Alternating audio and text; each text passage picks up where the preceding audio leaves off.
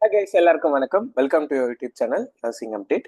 இன்னைக்கு நம்ம என்ன பார்க்க போறோம்னா, நார்செட் 8ஓட மெயின்ஸ் எக்ஸாம்ஸ் இருக்கு. அதை எப்படி கிளியர் பண்ணலாம் அப்படிங்கிறது தான் இன்னைக்கான வீடியோக்கான டாபிக்கே. வாங்க வீடியோவில் பார்த்துக்கலாம். ஸோ உங்க எல்லாருக்குமே தெரியும், நார்செட் வந்து ரெண்டு டைப்பாக எக்ஸாம் வைப்பாங்க. ப்ரிலிம்ஸ் ஒன்று, மெயின்ஸ் ஒன்றுன்னு சொல்லிட்டு. ப்ரிலிம்ஸ் ஆல்ரெடி முடிஞ்சு ரிசல்ட் வந்தாச்சு. ஸோ அதில் ஷார்ட் லிஸ்டட் ஆகி தான் நீங்கள் வந்து மெயின்ஸ் எழுத போறீங்க. ஸோ மெயின்ஸ் ஆக்சுவலாக வந்துட்டு 160 எம்சிக்யூஸ் இருக்கும். 3 ஹவர்ஸில் நீங்கள் எழுதணும். ஆக்சுவலாக அதுதான் வந்துட்டு பார்ட்டாக பிரிச்சிருப்பாங்க. 40 எம்சிக்யூஸ் இன் 45 மினிட்ஸ் அப்படின்னு சொல்லிட்டு 4 பார்ட். ஆஸ் யூஷுவல் ப்ரிலிம்ஸில் 3 பார்ட்டாக நீங்கள் எக்ஸாம் எழுதுவீங்க. மெயின்ஸை வந்துட்டு 4 பார்ட், சாரி ப்ரிலிம்ஸ்ல 5 பார்ட்டா எக்ஸாம் எழுதுவீங்க. மெயின்ஸை வந்துட்டு 4 பார்ட்டா எக்ஸாம் எழுதுவீங்க. அதான் பெரிய டிஃப்ரென்ஸ் எதுவுமே கிடையாது. ஆனா மற்ற டிஃப்ரென்சஸ் என்னென்ன இருக்கு அப்படின்னு சொல்லி பார்த்தீங்கன்னா, ப்ரிலிம்ஸ் வெறும் குவாலிஃபையிங் நேச்சர் தான். குவாலிஃபையிங் நேச்சர்னா என்ன அர்த்தம்? நீங்க உங்க கொடுத்துருக்க கட் ஆஃப் அதுக்கு மேல வந்தாலே போதும். ஆனா மெயின்ஸ் அப்படி கிடையாது. ரேங்க் கண்டிப்பா வாங்கி ஆகணும். ஓகேவா? ஏன் ரேங்க் நல்ல ரேங்கிங் வாங்கணும்? ஸோ அவங்க அநேகமா 1300 சம்திங் போஸ்ட் கொடுத்துருக்காங்க. ஸோ அந்த ரேங்கிங்குள்ள வந்தாதான் உங்களுக்கு 1300 இல்லைனாலும் ஒரு 2000 ரேங்க் உள்ள வந்தாதான் உங்களுக்கு வந்துட்டு வேலை கிடைக்கும். இல்லைன்னா அவங்க ஆஸ் யூஷுவல் ஷார்ட் லிஸ்ட் பண்ணுவாங்க. நீங்க கிடைக்காமலே கூட போயிடலாம். ஓகேவா? ஸோ அதனால யாரும் வந்துட்டு ப்ரிலிம்ஸ் மாதிரி ஈஸியா எடுத்துக்காதீங்க மெயின்ஸ். மெயின்ஸ் எப்பயுமே நம்மளுக்கு முக்கியமான ரோலே என்னன்னா, நம்ம நல்ல ரேங்கிங் எடுக்கணும். தென் ஆஸ் யூஷுவல் நம்மளுக்கு ஒரு அட்வான்டேஜ் உண்டு. ஜென்ரல் சப்ஜெக்ட்ஸ் கிடையாது மெயின்ஸ்ல, ஒன்லி நர்சிங் சப்ஜெக்ட் தான் இருக்க போகுது. ஸோ அதனால நம்ம பூந்து விளையாடலாம் அந்த நர்சிங் சப்ஜெக்ட்ல. அதனால தைரியமா எக்ஸாம் எழுதுங்க. தென் எனக்கு தெரிஞ்ச சில முக்கியமான பாயிண்ட்ஸ் என்ன அப்படின்னு சொல்லி பார்த்தீங்கன்னா, மெயின்ஸ் எக்ஸாம் கிளியர் பண்றதுக்கு number 1, the most important point இதுதான். நெகட்டிவ் மார்க்கிங்கை அவாய்ட் பண்ண கத்துக்கோங்க. ஓகேவா? ஏன் நெகட்டிவ் மார்க்கிங் அவாய்ட் பண்ண கத்துக்கோங்கன்னு சொல்றேன்னா, நம்ம இத்தனை நாள் எழுதின மற்ற எக்ஸாம்ஸ் எல்லாமே பார்த்தீங்கன்னா நர்சிங் இருக்கும், நான் நர்சிங் இருக்கும். நர்சிங்ல மேக்ஸிமம் கொஸ்டின் எழுதிட்டு வந்துருவோம், நான் நர்சிங்கை தான் ஏதாவது விட்டுட்டு வருவோம். ஏன்னா நம்மளுக்கு அதுல தான் தெரியாது. ஆனா இந்த மெயின்ஸ்ல பார்த்தீங்கன்னா ஃபுல் அண்ட் ஃபுல் வெறும் நர்சிங் கொஸ்டின்ஸ் தான். ஃபுல் அண்ட் ஃபுல் நர்சிங் இருக்கிறதுனால நம்ம என்ன நினைப்போம், எப்படியாவது எழுதிடணும் எழுதிடணும் எழுதிடணும் எழுதிடணும்னு சொல்லிட்டு அட்டன் பண்ண ட்ரை பண்ணுவோம். அந்த மாதிரி விஷயங்களை பண்ணாதீங்க. ஓகேவா? ஏன் இதை நான் ஸ்பெசிஃபிக்கா ஃபர்ஸ்ட் பாயிண்டா சொல்றேன்னா, லாஸ்ட் டைம் நம்ம ஸ்டூடெண்ட் ஒரு பொண்ணு நல்லா பெர்ஃபார்ம் பண்ற பொண்ணு தான் சொல்லுச்சு, சார் எக்ஸாம் சூப்பரா பண்ணியிருக்கேன் சார் அப்படின்னு சொல்லிச்சு. நான் உடனே என்னம்மா எத்தனை கொஸ்டின்மா எழுதுனேன், எப்படி இருந்துச்சு அந்த மாதிரி கேட்டப்ப ஷீ டோல்ட், எக்ஸாம் நல்லா பண்ணியிருந்தேன் சார், நீங்க சொல்லி கொடுத்தது நல்லா வந்துச்சு, எல்லாம் ஓகே அப்படின்னு. எத்தனை கொஸ்டின் எழுதுனமா அப்படின்னு சொல்லி கேட்டதப்ப she told near about 150 question சொல்லிச்சு. 149ஓ 148ஓ சம்திங் சொன்னாங்க. ஸோ அந்த மாதிரி எக்ஸ்ட்ரீமுக்கு போயிடக்கூடாது. ஏன் நம்மளுக்கு ஒரு டெம்டேஷன் வந்துடும். என்ன டெம்டேஷனு? கண்டிப்பா இதை எழுதணும், நம்மளுக்கு தெரிஞ்ச topic. For example, you take last நார்செட்ல என்ன கொடுத்துருந்தாங்கன்னா மோஸ்ட்லி ஓபிஜில இருந்து எடுத்திருந்தாங்க. ஓகேவா? அப்ஸ்டெட்டிக்ஸ்ல இருந்தா நிறைய கொஸ்டின் வந்திருந்தது. ஸோ உங்க எல்லாருக்குமே தெரியும், அப்ஸ்டெட்டிக்ஸ் வந்தாலே நம்மளுக்கு ஒரு ஆர்வம் வந்துடும். ரெண்டாவது, எங்க ஸ்டூடெண்ட்ஸ், அதாவது வெண்பா கோச்சிங் இன்ஸ்டியூட்ல படிச்சவங்களுக்கு அப்ஸ்டெட்டிக்ஸ் ரொம்ப ரொம்ப ரொம்ப பிடிக்கும். ஏன்னா அந்த மாதிரி நாங்க கிளாஸஸ் எடுத்திருக்கு. ஸோ அது மாதிரி எடுத்ததுனால அந்த பொண்ணே வந்துட்டு நிறைய கொஸ்டின் அட்டன் பண்ண ஆரம்பிச்சிருச்சு. ஓகேவா? ஸோ இது எல்லாமே கொஞ்சம் அவாய்ட் பண்ணாலே போதும், நீங்க வந்துட்டு எக்ஸாம் வந்துட்டு ஈஸியா கிளியர் பண்ணிடலாம்.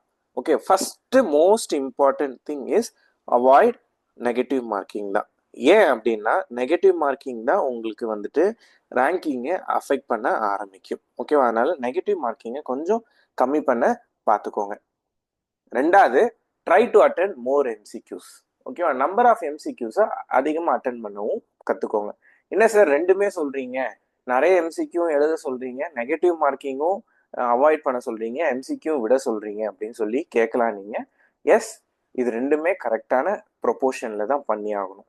ஏன் அப்படின்னு சொல்றேன்னா, சேம் சினாரியோ இதே ஒரு 160 கொஸ்டின்ல 150 கொஸ்டின் எழுதினாலும் நீங்க செலெக்ஷன் ஆக மாட்டீங்க. ஆக்சுவலா அந்த பொண்ணு ஷார்ட் லிஸ்டடா இருந்தாங்க, 3000 சம்திங் ரேங்க் வந்திருந்தாங்க. ஓகேவா? ஷார்ட் லிஸ்டட், ரேங்கிங் தான் இல்லையே தவிர்த்து ஷார்ட் லிஸ்டடா இருந்தாங்க. இன்னொன்று ஒரு சினாரியோ, சப்போஸ் நீங்க நம்பர் ஆஃப் கொஸ்டின் கம்மியா எழுதுறீங்க, வெறும் 110 இல்ல 115 அப்படிதான் எழுதுறீங்கன்னா என்ன ஆகும் அப்படின்னா, நீங்க ஷார்ட் லிஸ்ட் கூட ஆக மாட்டீங்க. ஓகேவா? இதுதான் ரொம்ப ரொம்ப முக்கியமான ஒரு விஷயம் நார்செட் மெயின்ஸை பொறுத்தவரை. மெயின்ஸ்ல ரொம்ப கம்மியாவும் எழுதிடக்கூடாது, ரொம்ப அதிகமாவும் எழுதிடக்கூடாது. ஓகேவா? நான் சொன்ன மாதிரி பயந்துட்டு ஐயோ நம்ம நெகட்டிவ் மார்க்கிங் வரக்கூடாது அதனால விட்டுறலான்ட்டு 110 170 120 கொஸ்டினோ எழுதுனீங்கனாலும் நீங்க லிஸ்ட்லயே இருக்க மாட்டீங்க. ஆனா 150 148 150 கொஸ்டின்லாம் எழுதுனீங்கன்னா லிஸ்ட்ல இருப்பீங்க. ஆனா கொஞ்சம் ரேங்கிங் கொஞ்சம் பின்னாடி இருப்பீங்க. இதான் ரெண்டுத்துக்கான டிஃபரன்ஸ். ஓகேவா? ஸோ அப்ப என்ன சார் செய்யணும்? உங்களோட சஜஷன் என்ன அப்படின்னு சொல்லி என்ன கேட்டீங்கன்னா, ஆவரேஜா 130 எழுத கத்துக்கோங்க. ஓகேவா? 130 to 140 எழுத கத்துக்கோங்க. அதான் ஒரு நல்ல பேப்பர். ஓகே, 130 கொஞ்சம் கம்மி தான். 140 கிட்ட வந்துச்சுன்னா ஒரு நல்ல பேப்பரா கன்சிடர் பண்ணலாம். ரெண்டாவது ஒரு முக்கியமான கான்செப்ட், உங்களுக்கு ஃபர்ஸ்ட் பார்ட் 40 கொஸ்டின் 45 மினிட்ஸ்ல முடிச்சிடுறீங்கல்ல. ஸோ அதனால அந்த பாட்டெல்லாம் கொஞ்சம் காஷியஸா எழுதுங்க. ஏன்னா ஃபர்ஸ்ட் பார்ட்லயே 10 கொஸ்டின் விட்டுட்டீங்கன்னு வச்சுக்கோங்களேன், அடுத்தடுத்த பார்ட்ல என்ன ஆகும்னா உங்களுக்கு ஸ்ட்ரெஸ் வர ஆரம்பிச்சிடும். ஐயோ எப்படியாவது எழுதிடணும், நிறைய கொஸ்டின் எழுதணும்னே நம்ம நெகட்டிவ் பண்ண ஆரம்பிச்சிடும். அப்ப என்ன செய்யணும், ஃபர்ஸ்ட் 2 பார்ட் தான் உங்களுக்கு டிசைடிங்கே. உங்களோட ரேங்க் டிசைட் பண்றது என்ன அப்படின்னு சொல்லி பாத்தீங்கன்னா ஃபர்ஸ்ட் 2 பார்ட் தான். அந்த ஃபர்ஸ்ட் 2 பார்ட்ல எவ்வளோக்கு எவ்வளோ மேக்ஸிமம் நம்பர் ஆஃப் கொஸ்டின் எழுத முடியுமோ பார்த்துக்குவாங்க. அதுக்காக 40 எழுதிடக்கூடாது. ஓகேவா? ஒரு ஆவரேஜா 35 36 அந்த மாதிரி எழுதி கத்துக்கிட்டீங்கன்னா நெக்ஸ்ட் 2 பார்ட் வந்து உங்களுக்கு அவ்வளோவா ஸ்ட்ரெஸ் கொடுக்காது. ஓகேவா? அதனால ஃபர்ஸ்ட் 2 பார்ட்லயும் நிறைய கொஸ்டின் எழுத ட்ரை பண்ணுங்க. மூணாவது, don't let the past influence you. அப்படின்னா என்ன அர்த்தம் அப்படின்னா, ஆர்ஆர்பி இப்பதான் முடிஞ்சிருக்கு, நான் ஆர்ஆர்பி ஒழுங்கா பண்ணல, நார்செட் இப்படி பண்ணுவேன், அந்த மாதிரி தாட் வரக்கூடாது. நம்பர் 1. நம்பர் 2, நீங்க ப்ரிலிம்ஸ்ல நல்ல ஸ்கோர் வாங்கியிருக்கேன், நல்ல பர்சன்டேஜ் வாங்கியிருக்கேன், மெயின்ஸ் கிடைச்சிருங்கிற தாட்டு வரக்கூடாது. இல்ல ப்ரிலிம்ஸ்ல கம்மியான பர்சன்டேஜ் வாங்கியிருக்கேன், மெயின்ஸ்ல நல்ல ஸ்கோர் வராது அப்படின்னு தாட்டும் வரக்கூடாது. ஏன் சொல்றேன் அப்படின்னா, என்கிட்டயே எக்ஸாம்பிள் இருக்கு. லாஸ்ட் நார்செட், அதாவது நார்செட் 6ல பாத்தீங்கன்னா என்னோட ஸ்டூடெண்டே ஒரு பொண்ணு 86 87% தான். ஓகேவா? ஆனா she got double digit rank. Final மெயின்ஸ்ல வந்துட்டு அவங்க என்ன ரேங்க் எடுத்தாங்கன்னா 42 43 சம்திங் 40ஸ்ல எடுத்திருந்தாங்க. ஓகேவா? எங்க இருந்து 86 87, அதாவது நீங்க பார்த்துருப்பீங்க லிஸ்ட்ல பாத்தீங்கன்னா அன்ரிசர்வ்டு தான். அவங்க அன்ரிசர்வ்ட்ல 86 87 தான் லாஸ்ட் பர்சன்டேஜா இருந்திருக்கும்.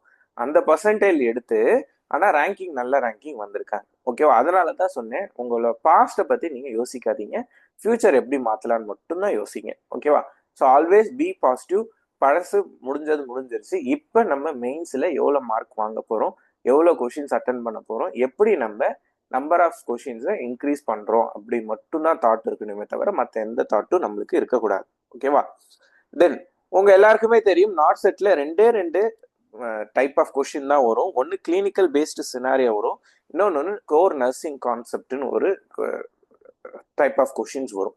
இது ரெண்டு மட்டும்தான் scenario in NORCET means. Clinical nursing based சினாரியோனா என்ன அர்த்தம், ஏதாவது ஒரு ப்ரொசீஜர் பண்ணும் போது என்ன செய்வீங்க அந்த மாதிரி கொஸ்டின் கேட்பாங்க. அப்படி இல்லைன்னா நீங்க ஏதாவது ஒரு விஷயம் மீன்ஸ் பேஷண்ட்டுக்கு ஏதோ ஒரு கண்டிஷன், அதாவது சீஷர் வருது, இல்ல patient is developing dyspnoea, what you will do, இந்த மாதிரி கொஸ்டின் வேணா கேட்பாங்க. ஓகேவா? இது வந்து கிளினிக்கல் பேஸ்டு சினாரியோங்கிறது. ரெண்டாவது கோர் நர்சிங் கான்செப்ட்னா என்ன, லாஸ்ட் டைம் இந்த மாதிரி கொஸ்டின் தான் கேட்டிருந்தாங்க. என்னது, பிளசண்டா ப்ரீவியாவோட டேஞ்சரஸ் டைப்ஸ் என்ன, ஓகேவா, தென் அபார்ஷனோட டைப் என்ன, இந்த மாதிரி கொஸ்டின்ஸ்லாம் வந்தது. இதான் கோர் நர்சிங் கான்செப்ட்ங்கிறது. ரெண்டுத்துக்குமே நம்மளுக்கு என்ன தேவைன்னா, நம்மளோட நர்சிங் நாலேஜ் நல்லா இருந்தாலே போதும், நீங்க ரெண்டுமே எழுதிருவீங்க. ஓகேவா? ஸோ கிளினிக்கல் பேஸ்டு சினாரியோ, இதுக்கு கண்டிப்பா நம்ம தப்பு பண்ணுவோம். என்ன தப்பு பண்ணுவோம்னா, நான் ஆல்ரெடி நிறைய வாட்டி சொல்லியிருப்பேன், நம்ம நர்ஸா நினைச்சிட்டு நம்ம இந்த வேலை செஞ்சேன் அந்த வேலை செஞ்சேன் அப்படின்னு போயிடும். அந்த மாதிரி தப்பு பண்ணக்கூடாது. எப்பயுமே கிளினிக்கல் பேஸ்டு சினாரியோவுக்கு always go with what your theory says. தியரியில என்ன சொல்றாங்க, இப்போ சீஷர் டெவலப் ஆனா சீஷர் மேனேஜ்மெண்ட் என்னவோ அதான் பண்ணணும்.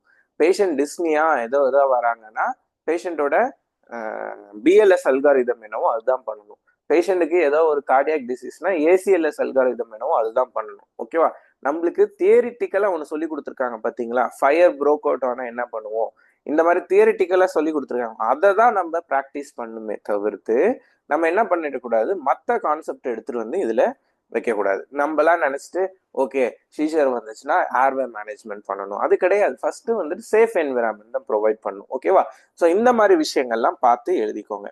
ஸோ இதை எழுதுறதுக்கு முக்கியமான வேர்டு வந்து கீவேர்டும்பாங்க. யூஸ்வலா மெயின்ஸ்ல 2 லைன் 3 லைன் கொஷின் இருக்கும். ஓகேவா? ஸோ அதுல கீவேர்டு என்கிளாஸ் பேஸ்டு கூட இருக்கலாம். அதுல கீவேர்டு என்னங்கிறது சூஸ் பண்ணுங்க. அதை சூஸ் பண்ணாலே நீங்க கண்டிப்பா எக்ஸாமை கிளியர் பண்ணிடுவீங்க. ஓகேவா? அந்த கீவேர்டு எடுத்துட்டு ஆன்சர் எழுத பழகுங்க. ரெண்டாவது நெகட்டிவ் கொஷின்ஸ் எல்லாம் கொஞ்சம் பார்த்து எழுத பழகிக்கோங்க. ஓகேவா? ஏன்னா கொஷின்ஸ் வந்துட்டு நாட் ஏ சைன் சீன் இன் அப்படின்னு சொல்லி கேட்டிருப்பாங்க. நம்ம ஆனா ஒழுங்கா படிக்காம சைன் சீன் இன் அப்படின்னு சொல்லி எடுத்துப்போம். இந்த மாதிரி விஷயங்கள்லாம் கொஞ்சம் அவாய்ட் பண்ணாலே போதும், நீங்க எக்ஸாம் கிளியர் பண்ணிடலாம். ஓகேவா? டு சம்மரைஸ் திஸ், நீங்க குவாலிஃபை ஆகணும்னா 2 விஷயம்தான். Avoid negative marking and try to attend more MCQs. And இது எல்லாத்துக்கும் மேல முக்கியமான விஷயம், நான் நிறைய வீடியோவில் சொல்லியிருக்கேன், ஆல்வேஸ் பி கான்ஃபிடென்ட். கான்ஃபிடென்ட்டா இருங்க. நம்ம கண்டிப்பா எக்ஸாம் கிளியர் பண்ணுவோம் தாட்டோட எழுதுங்க. கண்டிப்பா நீங்க எக்ஸாம் கிளியர் பண்ணிடுவீங்க. ஓகேவா? ஸோ நம்ம ஒர்க் அவுட் நல்லா பண்ணியிருக்கோம், நிறைய ப்ரிப்பரேஷன் பண்ணியிருக்கோம். ஸோ கண்டிப்பா நம்மளுக்கு நல்ல ரிசல்ட் தான் வரும். ஓகே, ஸோ அதே மாதிரி நினைச்சிட்டு உங்களோட எக்ஸாம்ஸை கொடுங்க. நீங்க கண்டிப்பா எக்ஸாம் கிளியர் பண்ணிடுவீங்க. ஹோப் இந்த வீடியோ பிடிச்சிருக்குன்னு நினைக்கிறேன். பிடிச்சிருந்தா உங்க ஃப்ரெண்ட்ஸ் எல்லாருக்கும் ஷேர் பண்ணுங்க. நீங்க நார்செட் 8 எழுதலைனாலும் சாரி மெயின்ஸ் எழுதலைனாலும் உங்களோட ஃப்ரெண்ட்ஸ் யாராவது எழுதுறாங்கன்னா அவங்களுக்கு இந்த வீடியோவை ஷேர் பண்ணுங்க. Thank you so much guys.